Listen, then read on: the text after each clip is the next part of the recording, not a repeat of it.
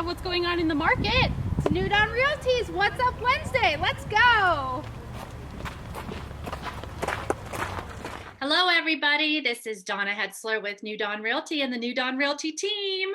Hello. Happy Wednesday for our What's Up Wednesday group meeting. So glad to see you all. Brian, have you been skiing? What's up with the hat? Look, I'm trying to, this is my thinking cap. So hopefully I'm gonna be so much more insightful today. So insightful today. Yes. Fasten your seatbelts. Here it comes. You're on fire because you guys are thinking cap on. That's awesome. Well, we've got lots to share with you today. We want to talk about rental scams and what's going on. I know we touched on this a while ago, but we've got some new information on why you need a realtor to help you through the rental process. So Janessa's got quite the story. So does Kayla. But Janessa, hop in and tell us what the scoop is and what happened with your clients. Yeah, so I have some clients relocating from Tennessee, and they had found a house on, it was on apartments.com that they were interested in. I looked it up. I also found it, I can't remember if I found it on Zillow as well, but regardless, there was like the property owner information on there. This was a property owner listed property, so not through a property management company. Contacted the owner, talked to him on the phone. He was asking, like, you know, I was asking questions, he was answering, he was asking me all the right questions about the tenants. You know, it kind of checked out there. And so I went ahead and got them connected so that my clients could get and complete the application, which they did and sent on. And then his sister is here, so she was going to go over and look at the property. And I didn't know all this had happened, but I guess when she went to go see the property, she went to the address that we were looking at, and the owner had called her and said, "Oh no, you're at the wrong address. It's this address." Sent her to a completely different address. And then was like, "Oh, I got called into work, so I can't meet you. Here's the lockbox code." So she was able to get into the house. Again, I didn't know any of that had happened. That was kind of, you know, a big red flag to me the next day when they were kind of telling me that they felt uneasy about the situation. Unfortunately, before I found this out after they had signed the lease and paid an initial $1,000 deposit. Wow. So once also the other thing, another big thing was he requested payment through Cash App.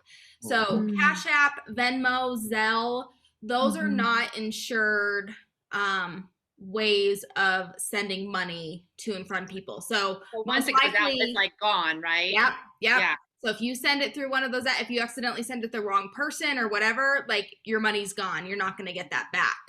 So that was another red flag when they told me that.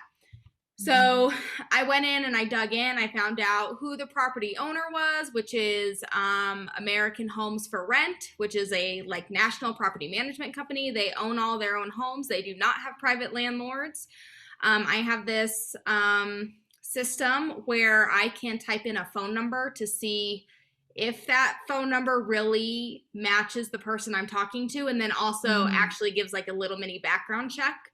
So I can do that for all, you know, all of these owners. And then we have a way as realtors where we can very easily find out who is the owner of the house. So very, very, very important to hire a realtor, trust your realtor, and listen to your realtor and communicate.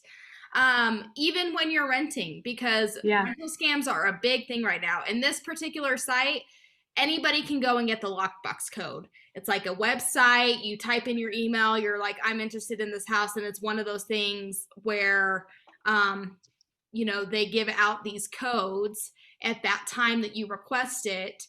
And it's good for like, you know, 30 minutes, an hour or whatever. And then, so he just did that, got the code. So it seemed like he knew everything about the house. Wow.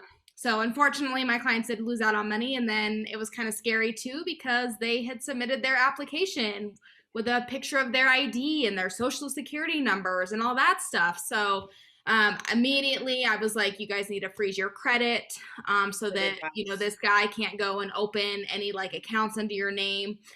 So I kind of helped and walked them through that process to kind of protect their identity. And then as we applied for more properties, I helped explain how to temporarily unfreeze credit, communicated with the property management company saying, hey, this is what happened.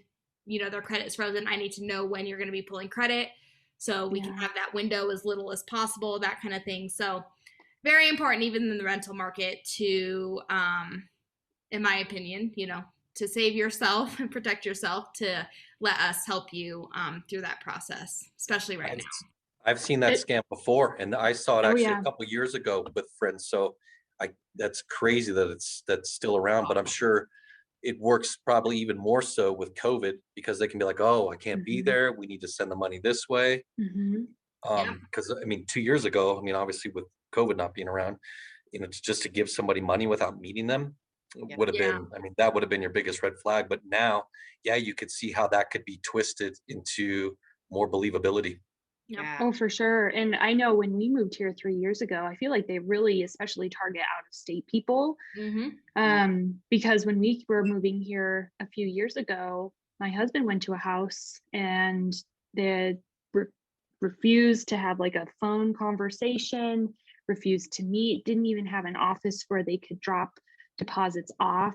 It was simply, send it to us, wire it to us, or, what have you. And then the same weekend, Janessa was running into that. I'm helping some out of state people find a place to rent. And we ran into a potential scam situation where thankfully we were able to get out of it before anything happened, but just very inconsistent communication and reasoning and dollar amounts, extremely low rent, yet they were trying to find a long-term solid renter.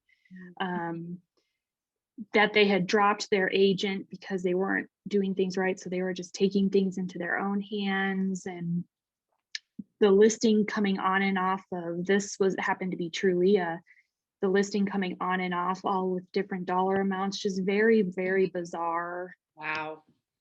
Actions. Yeah. And so we feel we found them a place, thankfully, and, we're feeling really good about it, but we had to do so much digging and, really just trust our gut. And when we were going through all of this stuff, but also having the information to back it up. So scary stuff. It's scary stuff. I even had a weird something. I was just showing property to one of my out-of-staters, and we have very tight showing windows these days, like 15 minutes to see a house, get in and get out. And there's, a line of people before and after. Right.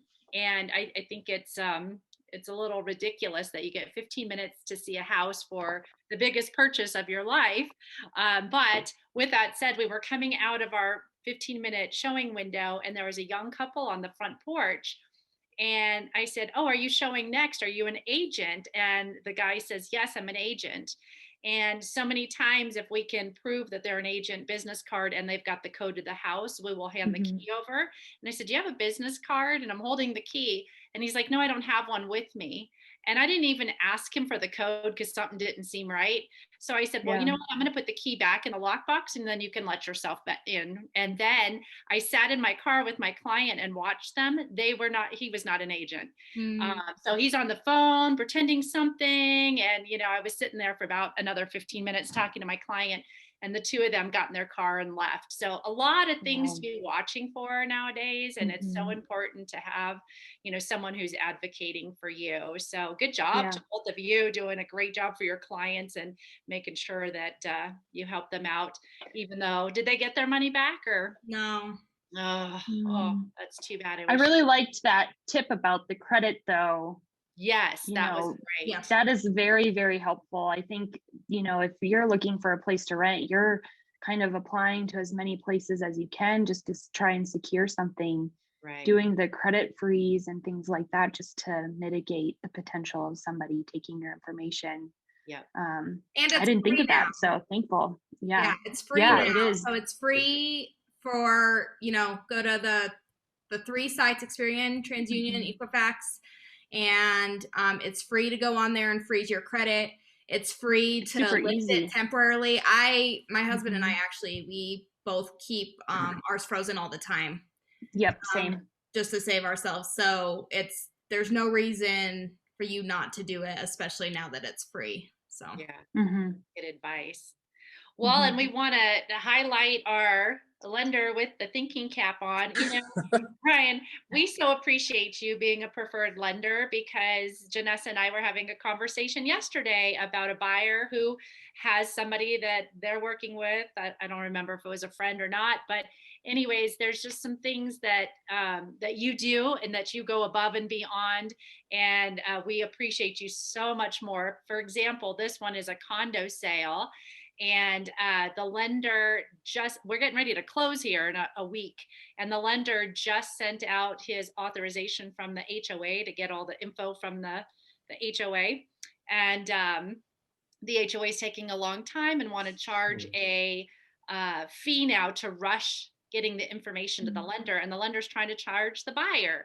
And Janessa went to fight for a buyer. She's like, no, you should pay for that. What are you doing sleeping on the job? Why didn't you send this to the HOA 2 weeks ago? Right. So it's things like that that makes such a difference in a transaction. All the things that we do behind the scenes that make things go easy. So we always appreciate when we're with you, working with you, and you do all those things. So, Or as they say, because I'm local and I'm right here, yes.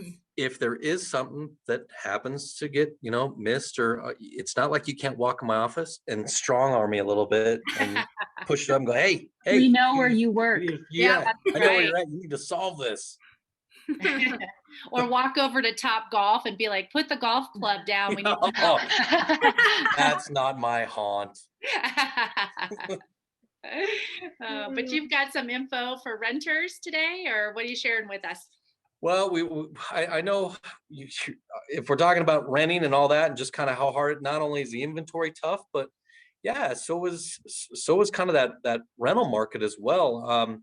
Just pulling up an area of 80126, which is kind of here on the south end of town, and there's in 80126 there's 70,000 renters alone just in that zip code. And so, I mean, that's quite a few homes and quite a few people, and in a more desirable area, especially with a lot of the businesses being toward this end of town. So this is what it leads to, is what we were just talking about, how important it is to have advocates like you guys to help these people work their way through to find even the right place to rent in preparation to eventually buy. That's awesome. And we were laughing because before we came on for What's Up Wednesday, Brian was actually running 90210 zip code.